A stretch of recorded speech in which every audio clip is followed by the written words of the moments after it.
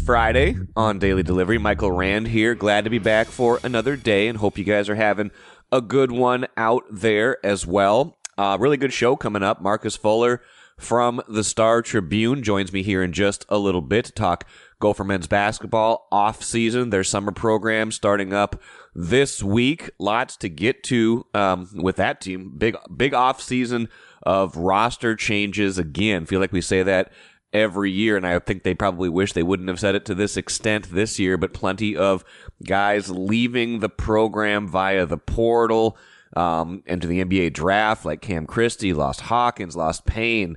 A lot of guys heading out that were instrumental to their success last year, but other players coming in this year. Marcus and I will talk about that.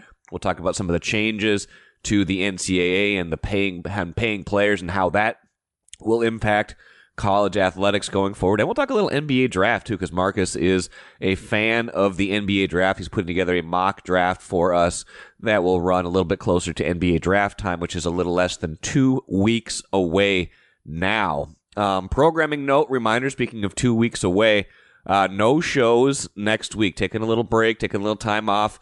Much needed. Maybe you can hear my voice. I sound terrible today. I don't know what's going on. I think it's allergies this time of year, but my throat's been just scratchy all week long. Not sick, nothing like that. I think it's allergies right now. So probably a good time to rest my voice a little bit, get a little bit of downtime, and come back strong. Not a ton happening next week, to be honest. So maybe a good time too, from a sporting standpoint, to take a little break, come back, and talk NBA draft, talk NHL draft at some point in there. Check in on the Twins. USA Gymnastics is going to be huge the week I come back. So maybe a good time for all to just take a little break. I know maybe some of you are going to miss me. I'm going to miss you guys too, but it probably is a good time for a little break. But still got the rest of today's show. Like I said, Marcus Fuller. Got some thoughts at the end of the show on the NBA draft a little bit too. Kind of recapping some of what Marcus and I talked about. Got some football, NFL stuff, quarterback talk here in a minute. First, though, what did I miss? Let's start with the Twins and this idea that they are starting to feel like they're in a better spot. Now, I know some of this is determined by who they play, but some of their best players are performing at about as high of a level as they can perform at, and that's become kind of the thing in sports right now. Maybe it's been a thing in sports forever, but I feel like teams now are understanding that you need to be able to stockpile elite talent, and in order to win, those elite players have to be performing at that level because of how the salaries work, things like that. You can't just have a roster of okay players because you're just going to be okay. Carlos Correa, example number one for the Twins. He's been excellent lately. He's been on fire. 3 more hits in their 6-2 win over Oakland on Thursday. He had 5 hits in the game before that. His batting average is up all the way to almost to 300. Looks like a completely different player at the plate this season than he did a year ago. He's healthier, and he is by far their highest paid player. They need him to produce. He is the elite of the elite, proven talents on this team, and he is producing at a level that is commensurate with his salary right now. Royce Lewis, different story, right? He's not making tons of money right now because he's still young. He's still, got a ways to go before he hits arbitration and free agency. Royce Lewis, though, playing at a very high level as well now that he's back healthy. Joe Ryan making a bid to be an all-star this season, kind of jumping up from, hey, that's a nice number 3, number 4 starter to, hey, maybe this guy is a bona fide number 2, even in a conversation to be an ace at a certain point on a staff. Lowered his ERA, I believe, to 3.24 with another really good 7-inning outing. He's been pitching deep into games. So feeling like the Twins, despite some hiccups, they had to send Alex Kirilloff down. They've already sent Matt Wallner and Edouard Julien down, like guys that they were probably counting on this season to contribute, in the lineup. Despite that, it feels like they're elite players, the guys that they absolutely have to have, at those highest levels. A lot of those guys have shown up this year and are playing at high levels. Now, Byron Buxton got it going a little bit yesterday. He needs to get it going a little bit more. Pablo Lopez needs to find that next gear this year, kind of have those final 3.5, 4 months like he did last year after a slow start like last year. But if you got Correa, you got Lewis, now you got Joe Ryan performing at this elite high level, that is a good place to start, and it is showing up on the field right now. Couple of quarterback things. Number one, Kirk Cousins. We learned of the Falcons' tampering penalty for their pursuit of Kirk Cousins this offseason. There's all sorts of rumors before the draft. Oh, would the Falcons and Vikings swap draft positions, or would the Vikings get some sort of compensation for this? No, actually, that was never going to be part of the plan, probably, and no, they didn't get anything. In the end, it's far less dramatic, I think, than some Vikings fans might have hoped. Falcons lose a 5th-round pick next year. A 5th-round pick. I mean, 5th-round pick is capital, but it's not the end of the world. It's not like that's going to, damage Atlanta irrevocably forever. So no 5th-round pick for the Falcons. They get slapped with a little fine. That's probably about what it should have been anyway. It didn't seem like it was all that bad. Everybody does the things they're doing, and they just happen to get caught at it. So probably just as well that that's what happened. But if you were a Vikings fan holding out hope that something more dramatic or something that impacts the Vikings would come of it, that was not the case. Now, Vikings, of course, moved on from Kirk Cousins, drafted J.J. McCarthy, signed Sam Darnold to a 1-year contract. Kind of a play that was for the future and was recognizing how expensive Kirk Cousins was, how expensive the quarterback position can be, and how, the young rookie quarterbacks, the young quarterbacks on those rookie deals for 4 or 5 years, that can be kind of a cheat code to success because you don't have to pay guys. If they develop quickly and you get 3 or 4 years of high-level quarterback play at a low price, that can be, a recipe for success. We see how expensive quarterbacks are. Another example coming Thursday, Trevor Lawrence of the Jaguars signing a 5-year, $275 million extension, $200 million guaranteed, $142 million at signing. That's a lot of money for a guy who's been good, but maybe hasn't been great yet. He's been, up and down a little bit with the Jaguars. Still an elite talent, number 1 overall pick, a guy who should be on a pretty good trajectory, but that's the going rate for a quarterback you are extending off of that rookie contract. So the Vikings really knowing now that they need to capitalize on these next, 4 or 5 years with J.J. McCarthy. First of all, he's got to be able to play, but second of all, they need to be able to capitalize on that because they're going to get to a point in the future, 2028, 2029 in there, where they'll be forced to make a decision on McCarthy if he's good, Justin Jefferson if he's if he still wants to be here when his recently signed deal expires. Like, those are going to get expensive, but right now they are in a position of extreme flexibility starting in 2025 with their quarterback, with Jefferson making what he makes. These quarterbacks are so expensive right now. It's only going to get more and more and more. They need to take advantage of that right now. Let's bring in Gophers men's basketball writer Marcus Fuller right now. It's the middle of June, which doesn't necessarily strike you as Gophers men's basketball season, but they just started summer practices, Marcus. You've written a couple things recently that caught my eye, and you're also working on an NBA first-round mock draft. I want to pick your brain on that a little bit. First off, how's your summer to date? Yeah, it's pretty good. Thanks for having me on, as always. Father's Day weekend's coming up, so we'll have to have a conversation about what we both did. But I'm planning to go fishing Nice. for the first time this summer. So hopefully I'll catch something. But just to be out on the lake, supposed to have pretty good weather. That'll be a nice weekend for me, I think.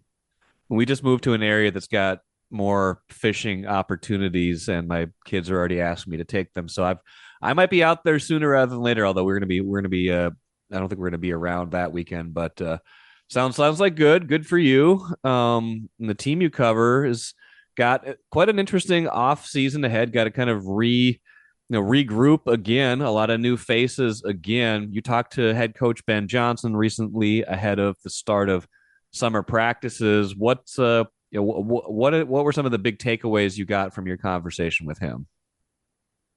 Yeah, I mean, it's always kind of a crapshoot when you're trying to get a hold of coaches during the off season. They got a lot of recruiting going on. and then all of a sudden summer practices start in the beginning or middle of June. So it was the first time I talked to him since he signed all of his newcomers, and obviously that huge transfer portal loss of six guys. They replaced them with a group of veterans. They're having nine seniors, or I'm sorry, eight seniors on next year's roster, Okay. which will be the most that I've ever covered in almost 20 years of covering the team. And as far as my research, I got to keep going back, but we're talking decades going back to, pre Musselman era to find a team with that many seniors. So, I think that that says a lot about the state of college basketball or state of college athletics right now, where you're relying a lot on the portal, you're losing a lot of guys, you're bringing in a lot of guys. In my conversation with him, he was very adamant about wanting to become older, and so that's why he went after so many upperclassmen. Um, Similar to his first year, he had seven seniors that year. And if you don't recall, if you recall, they got off to a really good start. I believe they were 10-1 that year Yep.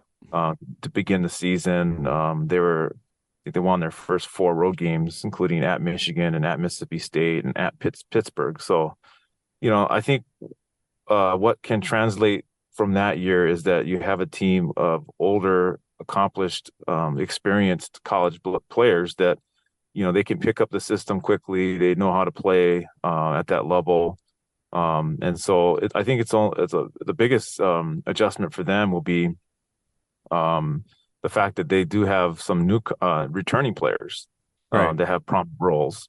Like a Mike Mitchell Jr., who's a senior starter guard, and then obviously Dawson Garcia is the leading scorer, rebounder, returning, and they'll be the leaders of this team and trying to mesh with those seniors as well.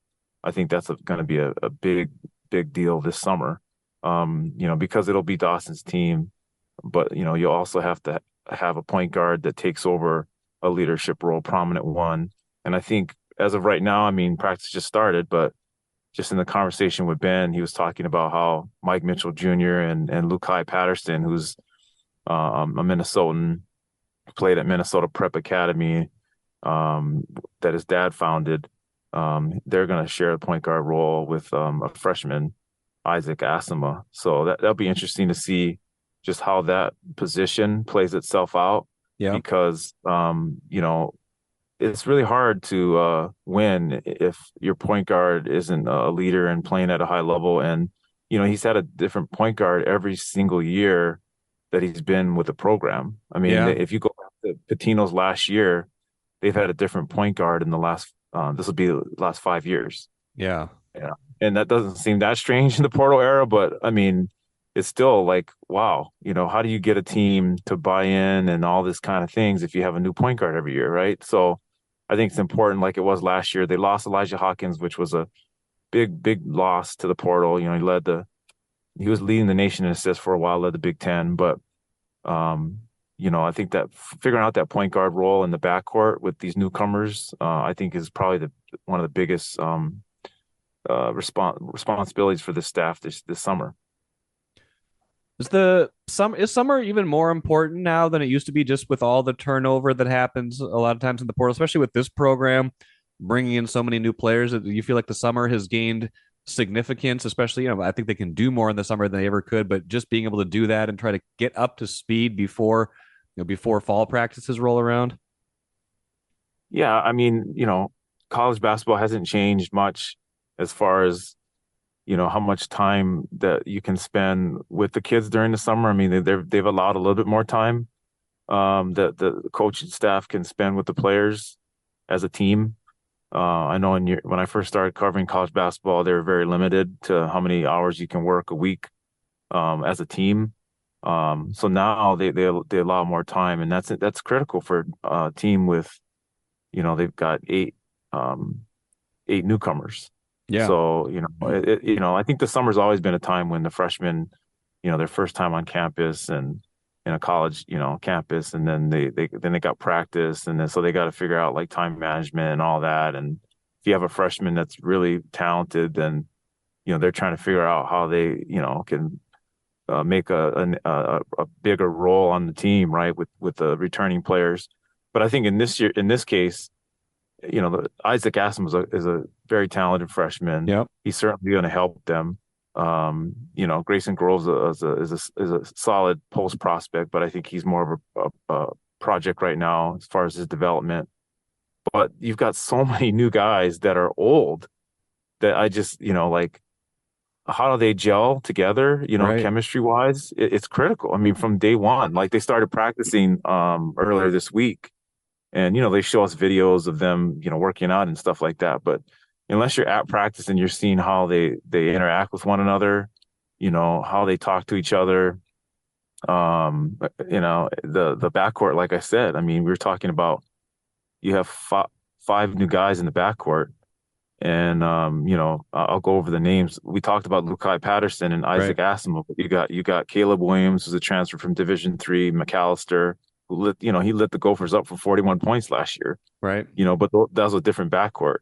Then you got Femi Odukale. He's a New Mexico State transfer, but he played 2 years high major basketball already at Pittsburgh and Seton Hall. He's the biggest wild card to me because he's 6'6" and probably 210.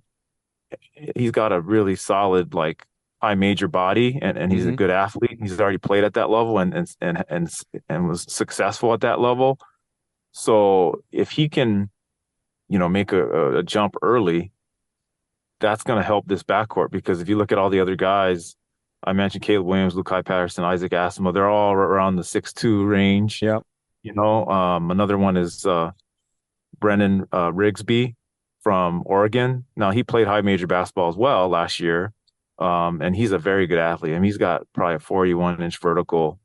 He had a few dunks last year that were like scratch your head. I mean, this kid is, you know, um, you don't really see that kind of athleticism at the point guard or combo guard position for his size. He's only about 6'3". So he can have an impact on them. He's not much of a shooter, but good athlete, strong, and he could defend. So I think that group together, we know who's going to play point guard probably, but these other guys that play combo and maybe play some of the three position, how do you kind of get them to play together, in a rotation? I mean, you'll figure that out in the fall, but the summer is where you start some of that. And I always joke to Ben, like I'll probably see him here in a little while after a few practices, and I'll joke to him, do you have your starting lineup yet? Right. And last year it was pretty, I think, they brought in some new guys, but I think it was pretty set on who that was going to be. Cam Christie, I think, surprised a lot of people by maybe not starting the season in the starting lineup, but that was because of he had an injury or he was a little sick and missed some preseason stuff. So I'm curious to see who's gonna be in the main group this year as far as starting, because I think the backcourt you can go a lot of different ways.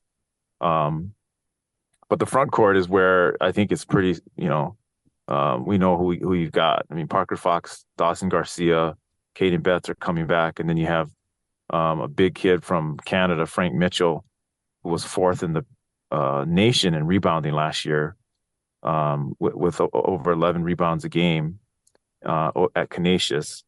And then you've got a transfer from Texas San Antonio as well, who's 6'10", so and 250 pounds. So there's a lot of new names. We went out throughout most of them, and but I really do think it boils down to who's playing point guard and how much of a leadership role Dawson Garcia is going to play this year, and maybe make a All-American type of season run. Like we haven't seen that since Daniel Turu did it several years ago, and he got drafted. Marcus Carr was kind of on that level, but he wasn't able to get there because the team didn't win enough. So I think Dawson's that kind of player, and to have that kind of player return in a portal era where NIL is pulling out a lot of guys away, that's something to hang their hat on, and I think that makes summer basketball pretty exciting for the Gophers. Well, and you can develop chemistry quickly. You kind of have to these days. I think, it's a different level, but I think this year's Lynx are a good example of that. They brought in a lot of new players, a lot of veterans, especially. And if you get veterans who know how to play the right way, like it seems like the Gophers do have right now, you can get that chemistry pretty quickly if it gels quickly. You wrote about Lukai Patterson recently, like you said, a former Minnesota standout, went to Charlotte, now back here. Interesting story. What were your kind of bigger thoughts after getting to spend a little time with him? Yeah, I mean, Lukai, just first of all, the Pattersons, the family, Lucas, his dad. I mean, he's been around the Minnesota basketball scene since he was playing. I mean, he played on youth teams with Ben Johnson in Minneapolis, Washburn, since they were like in the fourth and fifth grade. Okay. So he's known Ben for a long time. And then, once, Lucas had kids, Lukai is his oldest, and he came up from through Brooklyn Center, led them to a state tournament his sophomore year. He played on the varsity since like the eighth grade, and then led him as a sophomore to the state tournament, like the first time in 30 years. But he went a different route after that in high school. Minnesota Prep was a program that his dad started. They were out of like the Jerry Gamble youth center there, and Mm-hmm. it was tough, at first trying to get their footing because they couldn't play in the Minnesota High School League. They had to figure out a schedule that was outside of the state, traveling and trying to get funding and all that. And he led them from the start. Eventually, when he was a senior, they ended up playing in a really competitive national prep schedule called the Grind, and we're one of the top teams. And he was still just under recruited, under evaluated at that time. I don't even know if he was a three-star recruit, but he ended up going to Missouri State. Got some time as a freshman, a little bit of time, and then as a sophomore, started some games. He wanted even more of opportunity to be a leader. Went to Charlotte, and then kind of saw a little bit of not I want to say diminished role, but he came off the bench to start off at Charlotte. But eventually, last season, he ended up starting most of the season and leading them in scoring. So, he in the COVID era, he's got his fifth year. And he's a pro already. I mean, he's taking care of his body now. He Yep. lost, I think, like 20 pounds. He's been in college 4 years already. He's been gotten better every single year, even from high school. If you look at his stats, they've gotten better every single year, and you just don't see that. I mean, I'm serious. Like Yeah. sophomore, junior, senior, high school, freshman, sophomore, junior, senior in college, every year his stats got better. And so, he's putting in the work. He put in the work. His body is probably in the best shape of his life so far. He's coming home. I mean, he went in the portal, and there's a lot of teams looking at him. But he with the relationship with Ben Johnson, with his family, and then coming home was important to him. So, you got to get guys like that because it means a lot more to Dawson Garcia and Lukai Patterson and Parker Fox to play for Minnesota than it does some other people, and that's why they're here instead of going somewhere else. So, he adds to the mix. He'd be interesting to see how, he plays with Mike Mitchell Jr. and some of the other guys in the backcourt, but he's a scorer. I mean, he loves to shoot it. I think facilitating is an underrated part of his game that he'll probably show more this season because he'll have to play more point than he has. But he's a bigger body. I think he fits the Big Ten mold with his physicality. So, but yeah, he's just a good kid, good story. Got to hang out with him at his old high school program Okay. in their gym. They're now they moved the facility, another facility in Minneapolis, and his brother Jalen Patterson is a senior to be a point guard on the team right now. So, yeah, there'll be a lot of the Patterson family at the barn, and it's a good story. Seems like every time we talk, Marcus, there's something new in college sports. Right now, it's just a few weeks removed from NCAA settling lawsuits. NIL is changing. The antitrust stuff. They can pay having to pay these athletes kind of in the past, but also going forward. How do you see that impacting college basketball, and what are your kind of main takeaways from what you've seen developing these last few weeks? Yeah, I mean, there's a ton of lawsuits, that were going on, and obviously, when you look at the NCAA and the changes that have been going on with NIL, um, there was it was only a matter of time, before we were going to see this happen, where, um, the schools were going to have to pay directly with NIL, and the NCAA was going to have to, answer some questions and go back and not be able to not be able to hide behind legislation anymore. I mean, they owe athletes a lot of money, going back years, for what they were due. And what's going to be strange now is that if you look at all the money that's being made with these TV deals, how are you going to share that revenue with the athletes? I mean, they put a plan in place Right. to stretch it out for several years.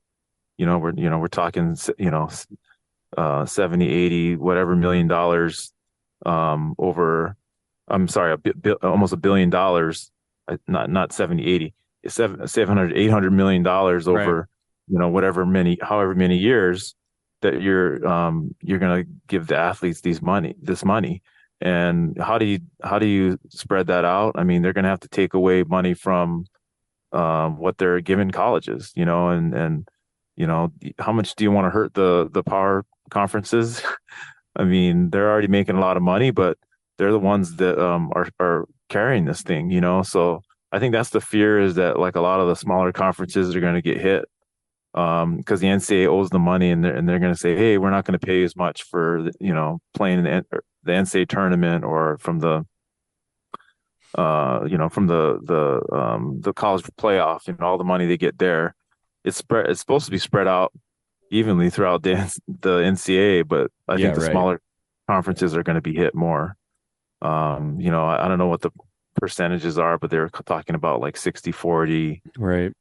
and all that kind of. So that's the part that's really unfair to the programs, but I think like I said, it was inevitable. Mark Coyle, Gophers athletic director, talked with our columnist Chip Scoggins recently about Yep. how the Gophers were going to handle their part. Obviously, it's not going to happen this coming fall, but in the near future, probably in a year from now, they'll have to. I think they're talking about up to 21 million dollars that they'll share with the athletes of their revenue. Wow. And how is that going to be split up? That's a big question. Who's going to be affected? Are they going to have to reduce scholarships to the non-revenue sports? How is Title IX factor into that? That's all a big question. But one thing is the revenue teams, football, men's basketball, women's basketball. I mean, the top athletes there are just they're gonna get paid even more, and then get their share of what the Gophers are making and what the Big Ten is making, and that's the future. And that I think, for some coaches that excites them. I only talked to Ben Johnson and talked to Coach Fleck, but Yeah. he might have an opportunity now, with the shared revenue, that he might be able to go after some players that he never was able to before, Yeah. because you can siphon off a little bit more of that shared revenue to a five-star recruit, right? Right. That before you had to rely solely on the collective. Right. I think the collective's still going to survive the Dinkytown athletes in the Gophers model. Yep. That's what Mark Coyle was saying, that they really still need their help. But I think that, as far as shared revenue, you might be able to pick out a couple athletes that will make a lot more than the others, and Interesting. then the others will have to use the collective to get their NIL. Final thought. That sounds a lot like professional basketball, Marcus. So let's shift to the NBA. You're working on a mock draft right now. The NBA draft's not for another couple weeks, but Cam Christie, former Gophers guard, he's in the mix. People, there's some projections that he could be a first round pick, maybe a second round pick, if not. How do you feel like this shakes out, not just from a Gophers perspective or Wolves draft 27th, but how do you see the top of the draft? What should we be watching for as the draft unfolds here in a couple of weeks? Yeah, I mean, I'm a big fan of the NBA draft. Mainly, over the years, even before I covered college basketball, was just the exciting part of watching like college basketball as a fan, and then knowing that some of these top players are going to be in the NBA one day. The crazy part is, um, you got a guy like Zach Edey, who's been the player of the year the last 2 years, by far the player of the year, and we're kind of scratching our head as like, okay, at first it was like, was he even going to get drafted? But I think he's done a really good job of positioning himself that he's for sure going to be drafted. It's just whether or not he's going to go in the first round or not. And it's all about need, right? It only takes one team to draft you in the first round off a need. And I think that's the situation with Cam Christie. When he first put his name in the draft, a lot of Gopher fans were like, "Oh man, why is he doing this? There's no way he's gonna get drafted. He's not ready." Blah blah blah. And then as the process went along, and then he made it clear that he was staying in the draft. He worked out. He went to the combine, did interviews. He just had a great process. A lot of teams realized that, okay, this kid's further along than his age. I mean, he's 18. He's the youngest kid in the draft. But his maturity is beyond his years, not only because of him just as a person, but his brother already went through the process, Right. 2 years ago. So, he knew what to expect. I mean, he's been trained the same way by his parents. He's actually taller than his brother, Yep. almost 6'6", and he's put a lot of weight on and strength, and he looks like a pro, and he shoots the ball like one. So I think there's a lot of teams that are looking at his age and seeing like potential. And that's the part of the NBA draft when it comes to the lottery. I don't think Yep. he's a lottery pick, but the first round, a lot of these guys are drafted on potential. So I actually think he's going to get drafted in the first round. I think he's going to go before the Wolves pick at 27, Okay. in my opinion. I don't think he's going to the Lakers, play with his brother, Right. but I do think that there's a lot to like with him. And based off potential, the number one pick is kind of a toss up right now. There's Zachary Riziker. I hope I say Hmm. his name right. Riziker. He's a 6'9.5", 6'10" wing from France. And then Alexander Czar is another Frenchman, 7 foot or close to it. They're both more, I would say, like perimeter type guys. Yeah. Obviously, Alexander Czar, or yeah, he's a little bit more of a post type of prospect. Can block shots, rebound, but his face up game, and he's got a little the ability to kind of stretch it out and shoot it. It's just the way the NBA is now. I mean, you got a lot of size and length on the perimeter, and guys that can do a lot of things.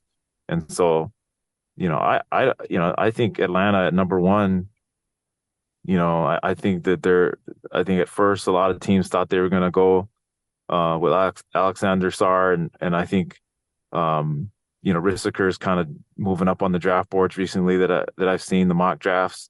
I'm not a guy that does the mock drafts like every other day, like I look Right. changing my mock draft.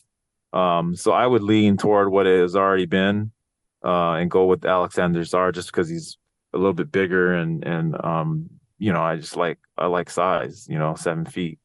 But again, this is a year where the draft is, when you have a toss up for the number one pick, some people are even saying Donovan Clingan, who's the best college prospect in my Right. opinion, from UConn, the 7 footer, that he might be considered by Atlanta for the top pick. I think that's to me that's a down year when you're seeing that many guys maybe could go number one Yeah. that aren't like surefire like franchise building type of guys, build around type of guys. So again, I'm not knocking their game or anything as far as like potential, but I just think that you're really uh, hoping like if you're Atlanta or some of these other teams that you just don't get a bust. Like Right. you can't like if you pick the number one pick, this guy has got to be. It might take him 3 years, but he's got to be all-star. Yep. And so if you're Atlanta and you're saying, hey, I don't know if this guy's the all-star that we want, I would trade down. Oh You know yeah, if what you I mean? can. Yeah, somebody else make the number one pick, and then it maybe ends up being a bust. But and then Reed Shepherd, he's a 6'2" guard out of Kentucky. Shot the ball really well in college this year. Is a better athlete than people thought at the combine, measured at 40-inch vertical, and I think he can play some point, but I think he's more of a shooting guard right now, prospect, and he's a top 3 pick. Um, yeah, so I mean, I don't know. I know a lot about the college guys, less about the international guys. Right. I tend to think that the Timberwolves always do really good at scouting overseas. So don't be surprised if they pick an international guy. Yeah. Especially at that low in the first round Right. at 27, you might be able to just leave that guy overseas or, put him in the G League a little while and have him develop. But, as far as needs, I mean, you know, I think the Wolves could, you know, potentially, put a lot of guys, a lot of positions of need. I think they need a little bit more on the perimeter, in my I do too. opinion. Yeah. Yeah, like they need another shooter. Yep. Uh, but with some size, you don't want to pick up somebody too small. No. Uh, so we'll see what they do. I mean, it'd be funny if they drafted Cam Christie because they didn't Yeah, have to it's go far to possible. scout him. Yeah, They didn't have it's to go far to possible. scout him. Yeah. But like I said, I think that he would go before that. Okay. So Well, we'll see what happens in a couple weeks. Marcus Fuller, appreciate the insights as usual. I'm sure we'll talk as the summer goes on, and certainly once we get to the fall. Until then, enjoy your summer. We'll talk to you soon. yeah, thanks. Appreciate it. The weather's nice. Beautiful. Great stuff from Marcus. Speaking of the draft, I talked about this a few days ago, but just to reiterate, I really do think this is the time for the Wolves to draft. If they're going to keep their picks, 27 and 37, this is the time for them to pick someone who can help them next season, who can be a plug-and-play rotation player. They don't necessarily need a star right now. I don't think they're going to get a star at 27 or 37, but they could get a rotation player. The way they're going to get a star in the making is either internal development or trade. I don't think they're going to draft their way into a star unless the draft involves a trade that gives them a higher draft pick. But this at 27, they should be able to get themselves a plug and play key rotation player, preferably on the perimeter. That's the direction I think they should go in the draft, June 26th and 27th. Remember, the NBA draft split over 2 nights. A couple weeks from now, we'll see what they do, but I do believe that they should be looking at someone who's maybe more of a plug-and-play rather than a developmental mindset in this draft based on where they are in their trajectory. That'll do it for me today. Like I said, no shows until June 24th. Enjoy the weekend. Enjoy the week. We'll be back at it on the 24th. Until then, I'm Michael Rand. We'll talk to you then.